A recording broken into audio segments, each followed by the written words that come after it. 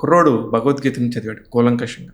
7th class class first, 10th class class first, intermediate class first. ఆ తర్వాత భగవద్గీత చదివేశాడు. ఏమి లేదబ్బా అంత కృష్ణుడు అని చెప్పి స్టార్ట్ చేశాడు. నాకు తెలిసి ఇప్పుడు ఆ అబ్బాయికి 42, పెళ్లి చేసుకోలేదు, ఏం కాదు అంత కృష్ణమయ్యం అని చెప్పేసి తిరుగుతున్నాడు. ఇలాంటి ప్రమాదాలు ఉంటాయా? నిజం, అది మనం అర్థం చేసుకునే పర్సెప్షన్ బట్టి ఉంటది. బట్ డెఫినెట్ గా అర్జునుడు అడుగుతాడు, కర్మ సిద్ధాంతం గొప్పదా లేకపోతే కర్మ లేకుండా కేవలం భగవంతుడికి డెడికేట్ అవ్వడం గొప్పదా అంటే, దేవుడు కర్మ సిద్ధాంతమే గొప్పదా అంటాడు.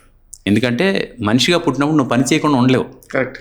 పని చేయకుండా ఉండలేనప్పుడు ఆ పనిని వద్దని నువ్వు దేవుడి కోసం పూర్తిగా ఇంక్లైన్ అవ్వడం తప్పు. పనిలోని దేవుడిని చూడు అని చెప్తూ, నువ్వు నీ కర్మ యందే నీకు అధికారం ఉంది కానీ ఆ కర్మ యొక్క ఫలితం మీద నీకు లేదు అనుకో, అప్పుడు నీకు అటాచ్మెంట్స్ ఉండవు అని చెప్పాడు. కర్మ మాత్రమే చెయ్యి, ఆ కర్మ తాలూకు రిజల్ట్స్ నా మీద వదిలేసాయి. కర్మ చేయటం అందే నీకు అధికారం కలదు కానీ దాని ఫలితం ఎందు లేదు అని చెప్పాడు.